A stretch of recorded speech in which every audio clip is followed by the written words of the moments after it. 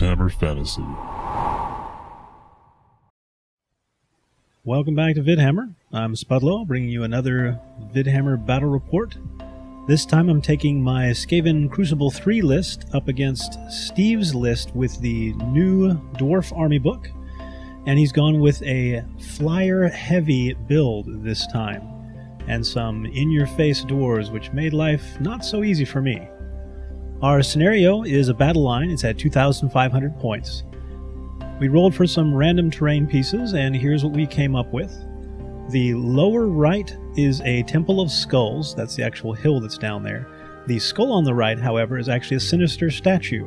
I get those two mixed up, and it ends up being rather costly. The hill on the lower left is a scree slope, and the upper left is just an ordinary, normal, plain Jane hill. Both forests are mysterious. There's a level 1 building in the upper right, and the ruins off to the left-hand side we decided to play as impassable terrain. For my list, I have a Grey Seer with a Power Scroll, makes things easier for Dread 13th, cuts the casting cost of one spell in half.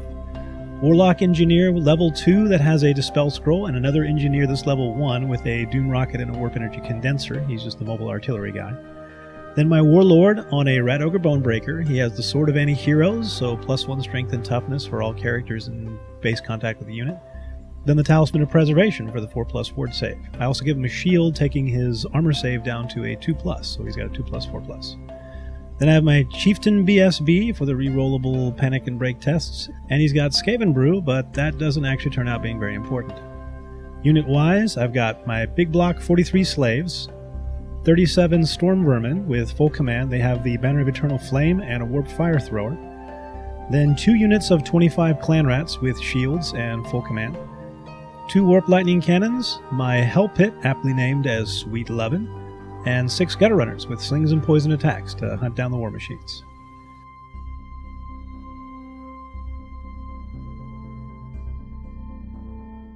Steve goes over his list just before the game, and this is what it turned out as. Alright, so we've got 6 gyrocopters, 3 of which have Vanguard. 25 hammerers with the Master Rune of Malaya, +2 to spell. Right. 2 gyro bombers. Nice. 15 iron drakes with a musician and a standard. Alright. 12 thunderers with shields. 30 longbeards with shields, full command. Strawless' rune, so they can Vanguard.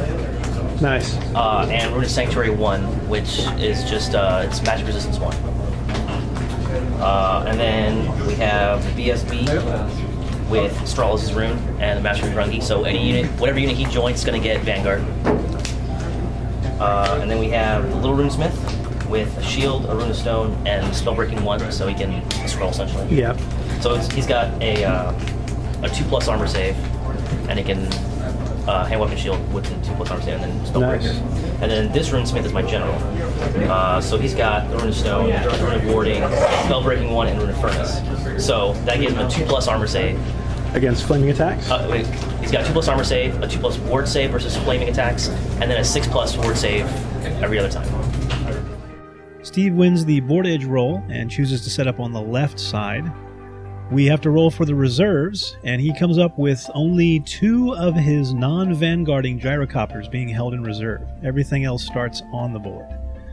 For me, my Warlord, my BSB, and my Engineer with the Doom Rocket are the ones that get held in reserve, which ends up slightly on the crappy side for me.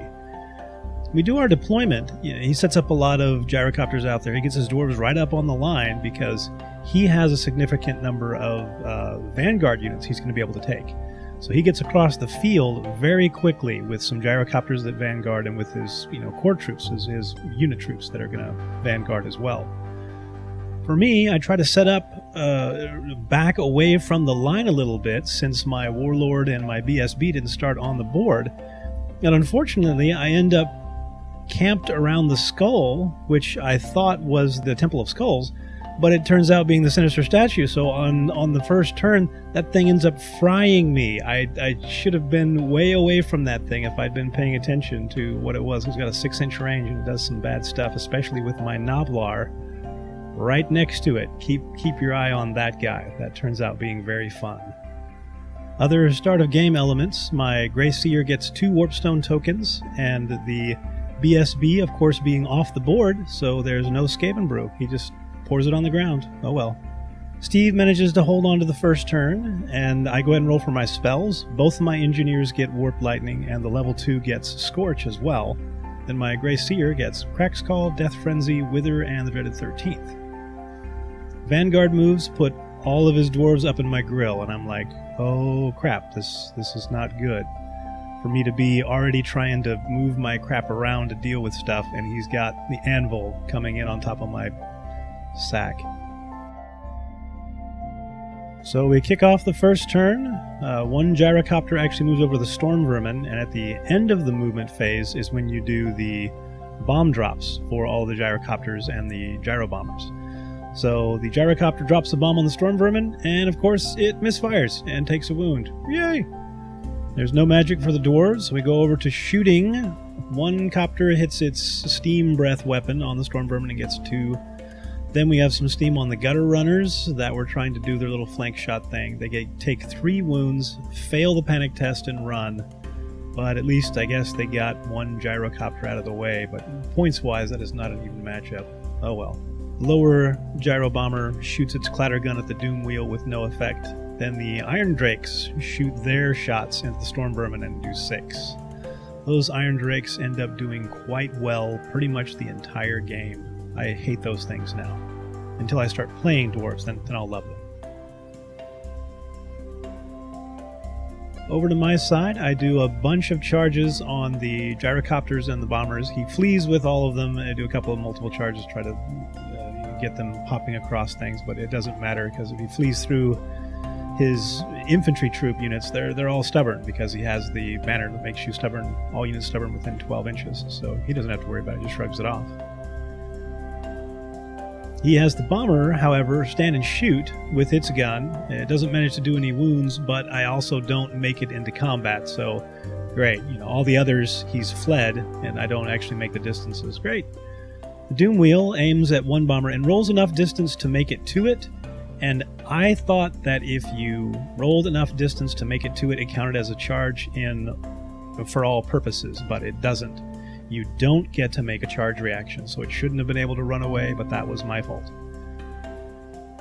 Hell Pit hits the side of the warriors, which I'm thinking, you know, it'll hold together for a couple of turns, at least I'm hoping.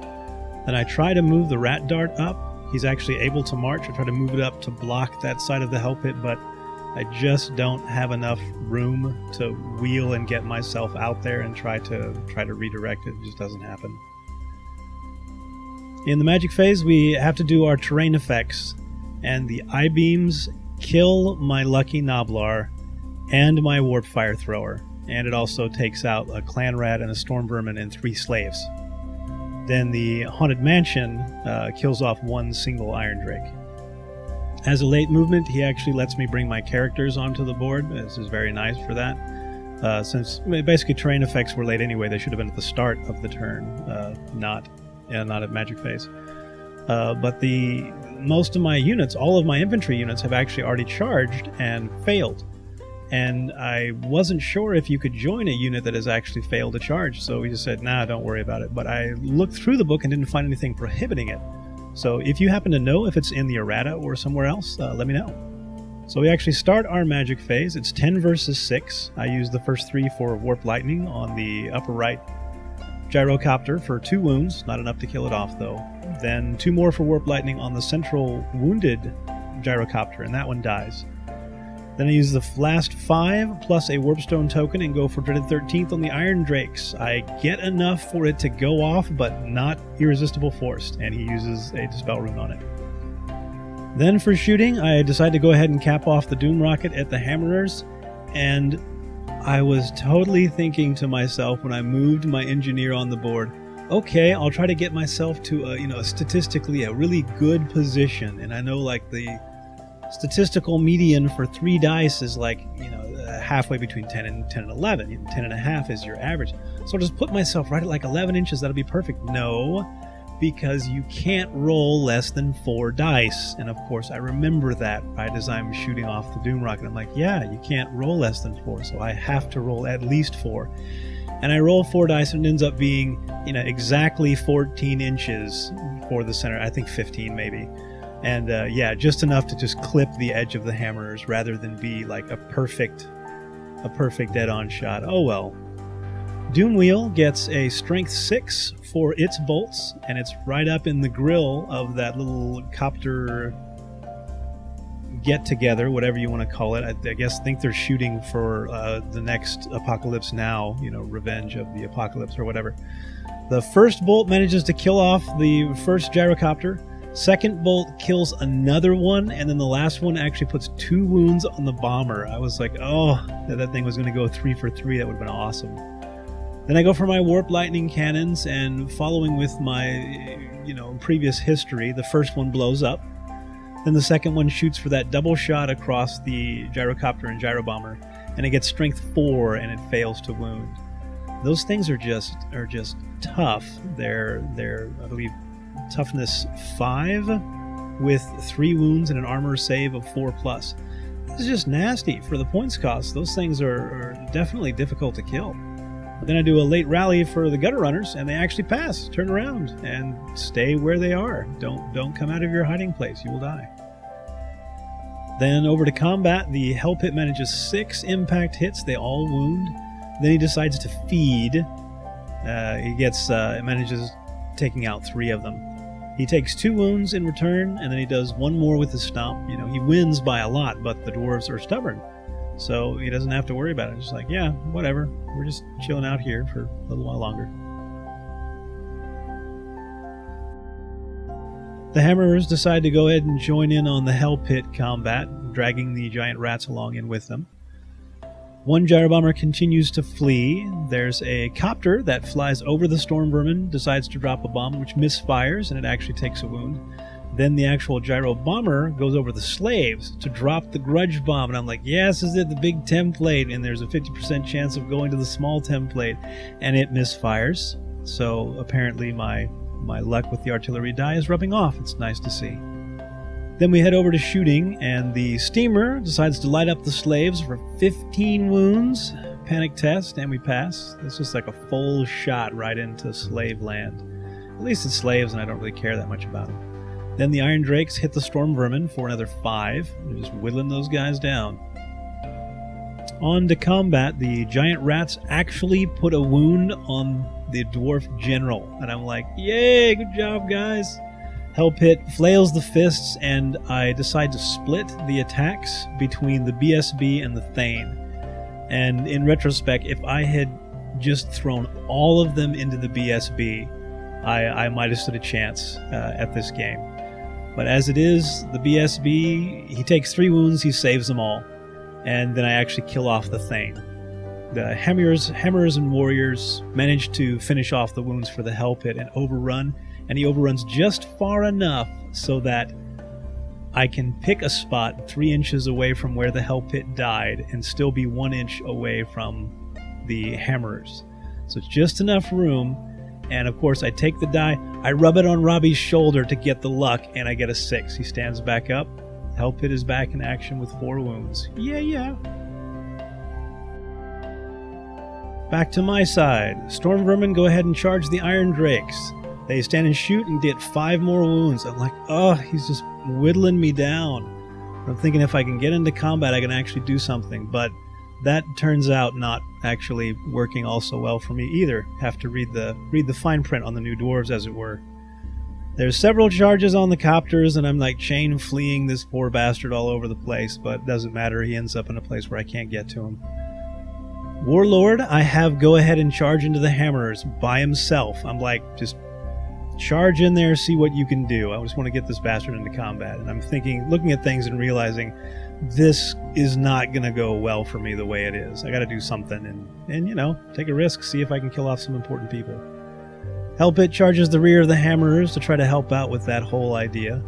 Then the Doom Wheel goes for the copter, but ends up just closer to the Storm Vermin, so I get to light them up as if they need to take some more wounds before combat starts. On to Magic, where the terrain effects have the eye lasers kill off a slave and put a wound on that bomber that's over there. Then the Haunted Mansion ends up doing some hits, but none of it manages to wound. Magic is 10 versus 5 this time. I use the first 2 for Warp Lightning on a copter. I roll a 1, so the engineer ends up taking a wound. Nice. Then I use 3 for Wither, but he dispels it with 3. He pretty much knew that was coming. Then I go for 2 for Death Frenzy on the Storm Vermin, thinking that, you know, I'll buff those guys up and really give them a good chance. Just wait. Then I take the last 3 and use a Power Scroll and go for Dreaded 13th on the Iron Beards. I actually get enough to pull it off, and of course he uses a second Dispel Rune. Bing! In shooting, just as I thought, Doomwheel fails to restrain and lights up the Storm Vermin for 3 more. Just, you know, trying to even the score, but you really don't need to. Just wait. Warp Lightning Cannon shoots for the bomber, but sticks in the ground right in front of it, doesn't do anything. Now combat. Here we are. Storm Vermin versus the Iron Drakes. And this is where I find out that because my Storm Vermin are taking the Flaming Banner now, he gets a 2+ ward save against flaming attacks. Oh my god!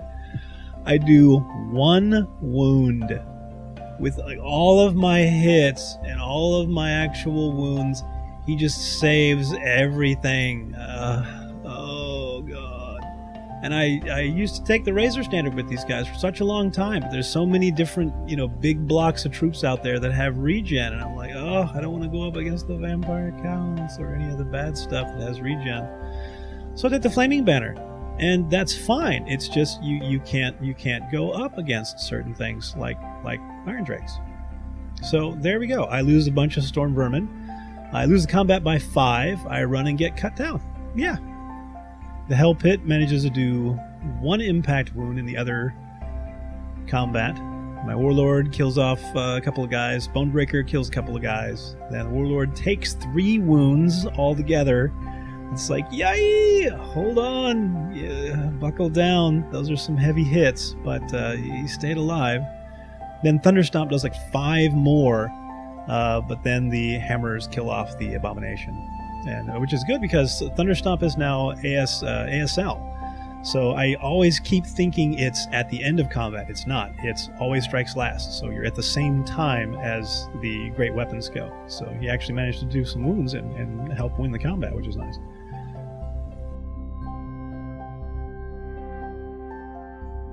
On to turn 3. Longbeards charge the slaves. Yeah, I can tell you how that's going to go. There's a gyrocopter that goes after the lightning cannon. I can tell you how that's going to go too. Then the other bomber fails to rally, runs off the board. Yay! Copter charges the engineer. I'm like, oh, you little bastard. Okay, I run, but I only run like 5 inches, and yeah, I get caught, cut down, gone. We do some terrain damage. Bomber takes a wound from the Sinister Strike I-beam laser. Then we go to shooting. There's a copter that hits the clan rats for 11 with this big steam shot, and forces a panic test, but they pass. Then the Iron Drakes do their thing on the clan rats this time for 4. Now we do our wonderful combat where the slaves actually manage 2 wounds. That's 2 more than I anticipated. And then they take 10, which is about 10 less than I anticipated, really. Lose the combat. Most importantly, they're not steadfast. Equal ranks, I don't have more. Fail and explode. No wounds in the explosion, and that's all for my magic. That was my Grey Seer and my other Warlock Engineer, so that makes that part of the game much easier for now. Warlord kills a random rank and file guy due to the Kingsguard rule.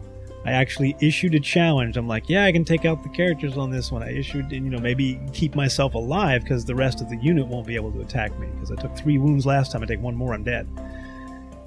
But because of the Kingsguard rule, if you're in the unit with the general, any of your rank and file guys can step up and accept the challenge. Great. Now, I win the combat, and they're steadfast. At this rate, it's going to take us another 10 rounds of combat for me to get to a character. Yeah, that's a stalemate right there. Then back to me. One of my Clanrat units charges the Lone Copter. Then I decide to have the other one charge the Iron Drakes. I'm like, I gotta do something. Okay, we'll charge the Iron Drakes. They stand and shoot, and do enough wounds to make the clan rats panic, and they fail and turn around and run. Yeah, that's just fun times. Then the other clan rats are actually just able to squeak by the structure in the middle, right between that and the Iron Drakes, and actually catch the gyrocopter that was fleeing and touch it and kill it. And that induces a panic check in the Iron Drakes that fail, and then they run. And I'm just like, ugh, if I just hadn't charged with the first unit, they would have run and run right at the clan rats, and the clan rats could have just charged them and caught them and killed them. But no, that's fine, because I like hard mode. That's how I play, baby. Then the Doom Wheel moves in. I'm like, okay, I'll just move the Doom Wheel in. We'll have it shoot the Iron Drakes. Magic, yeah, my casters blew up, so I don't have anything there. But I do have my Doom Wheel. I can fire at the Iron Drakes. And I can misfire and like run 14 inches off into La La Land. That's beautiful. Good job, guys. Your hamsters, they're dead. The wheel's spinning, but the stinking hamsters are dead right now. You got no control. Then we do combat. Cannon loses by 1. Fails the break test. Destroyed. Then the Warlord kills another random guy that decides to stand up to the challenge. And yeah, I win the combat and the hammers stick. There should be something to where after you've killed like 5 or 6 no-name guys, they should just stop wanting to actually step up to the challenge. Eventually you'd figure they get smart and just be like, no, we're not accepting it. 4th turn, the Iron Drakes rally. That was really my only chance that I had of seeing that unit destroyed. No magic. 1 copter gets a full spread on the clan rats, kills off 7, and they fail the panic test and run. Whee! Then a Clattergun shoots for the same unit, but doesn't manage to wound. Then he goes to steam my BSB. Like, you gotta rub salt and rub steam into the wound here and actually try to shoot your steam on my BSB. But it doesn't manage any wounds. Like, yay! Then our terrain kicks in. The eye laser hits the bomber and kills it off, and manages to kill off a couple of Longbeards as well, I believe. Then the mansion, Haunted Mansion, does its stuff, and it kills off one of the gyrocopters. I'm jealous of terrain. The terrain has like as many victory points as I do right now. Then we do our combat. Warlord once again says, okay, hey, just points into the crowd. You, Billy, Bob, come up here, kill it, pass the break test. There we go. Back to me. Doom Wheel sets up for a Hail Mary shot on the Thunderers. We thought it was turn 5 at this point, so we thought we were going to have one more turn. I'm like, well, if I can manage to get the Doom Wheel into combat with it, manage to get close enough and shoot it this turn, and then maybe get into combat and shoot it and impact hits and stuff, and then the Gutter Runners can pop out, maybe I can kill that unit, maybe not. I don't know. I'll give it a shot. Then the clan rats continue to flee, and they're like off the board at this point, I'm sure. There's no magic, so we fly out into shooting. The Doom Wheel actually restrains this time, now that's not really important. Then we do our wonderful combat, where the Warlord only manages 1 wound. I'm like, oh, I lose the combat, but I passed the break test only because the BSB was still alive. I failed it the first time, but I managed to stick the second time. I'm like, oh, if he had been steamed to death, I would not have been happy. So this is our 5th turn, but we thought it was 6, so for us we're looking at it going, nothing else is going to happen. His Noblar moves for the treasure trove, but given what we remembered of the movement and everything, we didn't think we actually had enough for him to be there. I don't remember the exact rules, we didn't print it out, we just went by what we remembered. We bypass the shooting and just go for the General's combat, where the General wins this time, and they stick again. Then for my final turn, I go ahead and have the Doom Wheel try to make it to the Thunderers, and it comes up just short. We do the shooting, but it's really like a broken pencil. It's pointless. Then combat again. The Warlord wins the combat, but he actually loses. But he wins, but no, he loses. That's the end of our game for this one. It was a lot of fun. I really liked seeing the new Dwarves out there, and learning some of the new Dwarf rules the hard way. Don't take flaming banners into the Iron Drakes. And there's no point challenging the guys in with the General, because it's going to take you all day. and I think my warlord is actually still on the table fighting his hammerers right now. Like 2 days later, I think they're still there on the table fighting. I don't know. I'll be back there on Wednesday. I'll see. They'll still be there. He might have the unit at about half strength by then. So, hope you guys like this one. Leave some comments and like the video if you want to see more. Always send me a message if you have any tactics or matchups you'd like to see me use. And until next time, you guys keep fighting.